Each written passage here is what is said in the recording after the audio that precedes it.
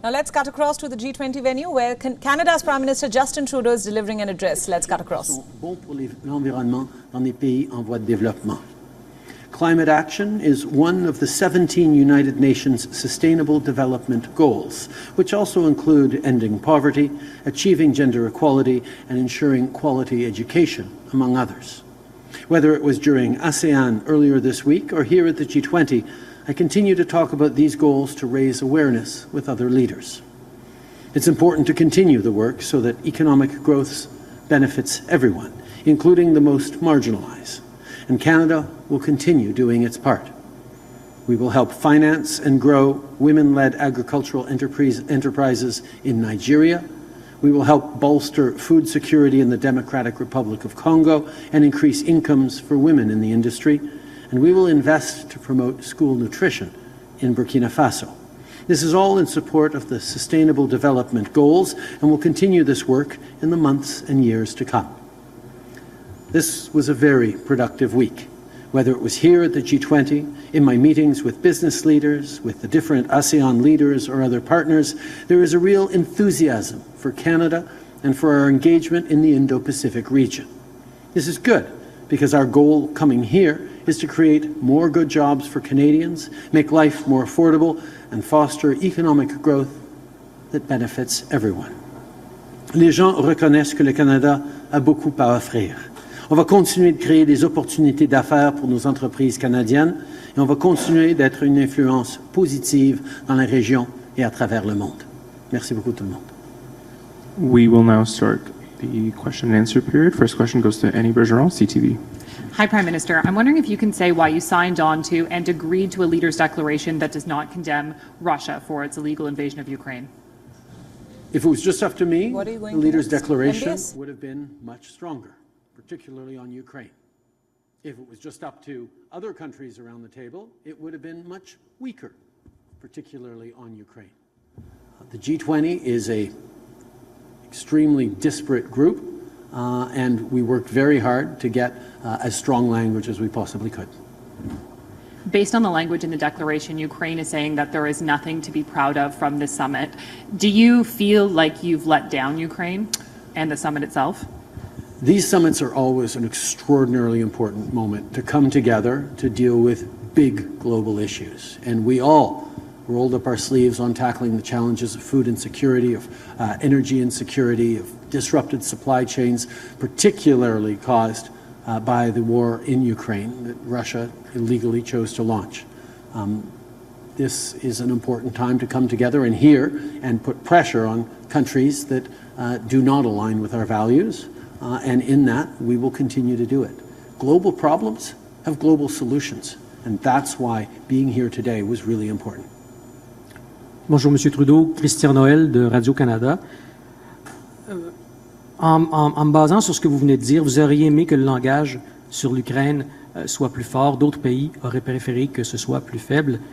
Est-ce que vous êtes capable de m'expliquer de quelle façon le compromis est utile et nécessaire dans cette situation-là pour l'Ukraine? Prenons par exemple le paragraphe sur l'accord sur les grains dans la mer Noire. On sait très bien que des pays à travers le monde font face à une crise alimentaire ou avec des prix élevés ou bien des manques de denrées et d'alimentation. De le dire aussi clairement dans un communiqué comme ça qu'on sait très bien que c'est lié à la guerre en Ukraine et on appelle à tous les pays, y compris la Russie, d'essayer de le résoudre. On voit qu'on est en train de mettre de la pression pour résoudre un problème auquel bien des gens font face, mais qui n'ont pas toujours la bonne information sur le lien avec les actions de la Russie. Donc, c'était un compromis. Est-ce que ça veut dire que l'influence des pays occidentaux dans le G20 est en train de diminuer? Non, le G20 a toujours été un rassemblement de pays extrêmement différents. Il y a des démocraties, il y a des monarchies, il y a des pays autoritaires, mais ils représentent ensemble les plus grandes économies de la planète et on a une responsabilité. That, of course, was Canada's Prime Minister Justin Trudeau. A telling statement when asked that has he let down Ukraine by agreeing to the declaration. He clearly says that the G20 Summit is a global summit meant to deal with global issues. Now, that indeed is a telling statement. And now let's go across to the Turkish President Erdogan, who is also holding an address. Process. And the decisions and the resolutions of the Human Rights Council, as well as the General Assembly, vis-à-vis the attacks against the Holy Book of Quran, will remain very positive. We know that some legislative and administrative measures are being taken against such actions by some nations, and we highly praise those efforts. And with our recommendations and with our efforts, attacks against holy books of nations had been clearly condemned at the final declaration of the G20. We are all defending humanitarian values, and we are upholding human rights and fundamental liberties, and members of different faiths should be encouraged to defend these principles on behalf of all of us, and we would kindly appeal to them to support us. We are also observing the 10th anniversary of MICTA this year, distinguished guests and ladies and gentlemen. Within the summit, we talked about the future plans of MICTA under the term presidency of Indonesia. And within the context of my visit, I've had the privilege to get together with the Prime Minister of India, Mr. Modi, on a bilateral basis. India is our greatest trade partner in South Asia, and we have great potential to enjoy primarily in the field of economy and many others. And I'm so happy to say that we will be able to enjoy a full opportunity to exercise this potential in the aftermath of an election that sometimes caused uncertainty. The elections that took place on May the 14th and 28th, with a participation of more than 90% of the Turkish people, once again confirmed the power of Turkish democracy and the trust given to us by our people.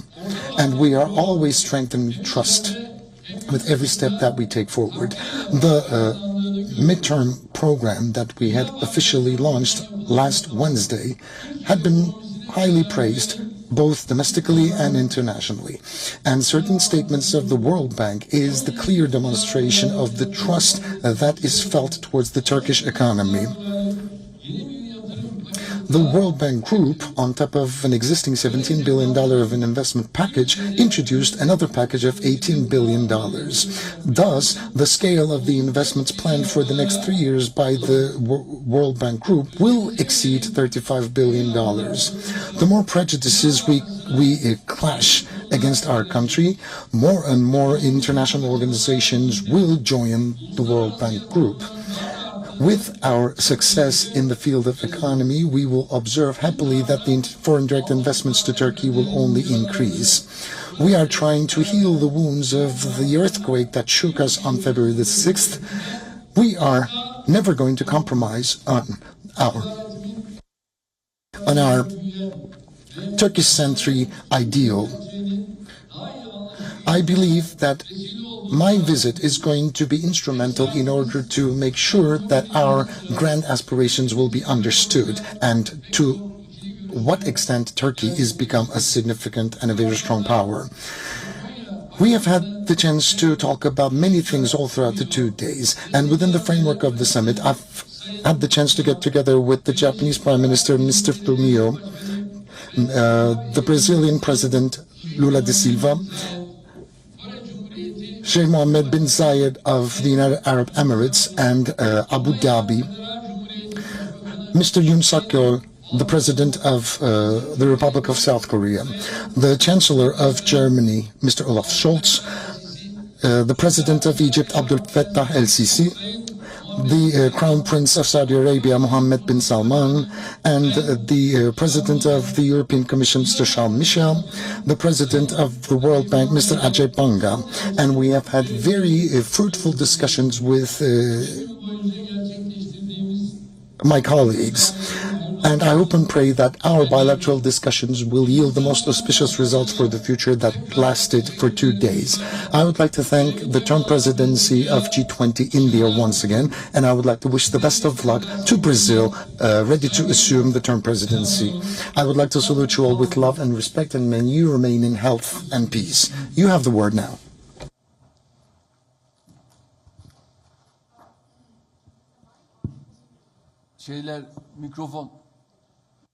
Microphone, please. My name is Nadia Bilbisi. I work for Al Arabiya Television. You just mentioned that you have met with the Crown Prince of Saudi Arabia, Mohammed bin Salman.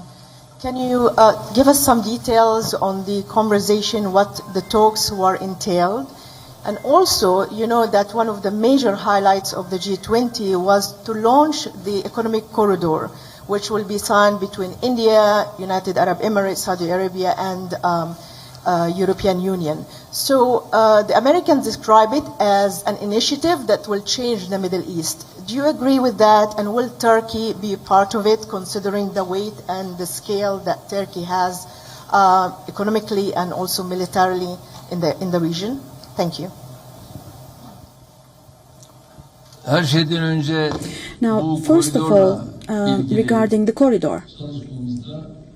As far as our work regarding the corridor is concerned, now, first of all, the Gulf countries are included in it. Iraq is also part of it. And opening up a corridor through Turkey would mean the following: taking up the Gulf and opening it up all the way into Europe and tying it all the way into Europe. Now, regarding such a corridor, particularly United Arab Emirates, Iraq and Turkey are acting sensitively. And in a fast manner, we hope to be able to implement this project. We're working on it. And as we speak, our ministers of foreign relations and ministers of transportation work together, and we will try and work to be able to implement this in the That, of course, was the Turkish President Erdogan addressing the G20, and he made a telling statement. He said that India remains the greatest trade partner for Turkey in South Asia. His role is very important. Remember, earlier he has tried to play peacemaker in the Russia-Ukraine conflict, which is why his statement gains a special significance at the G20. WION World is now available in your country. Download the app now and get all the news updates on the move.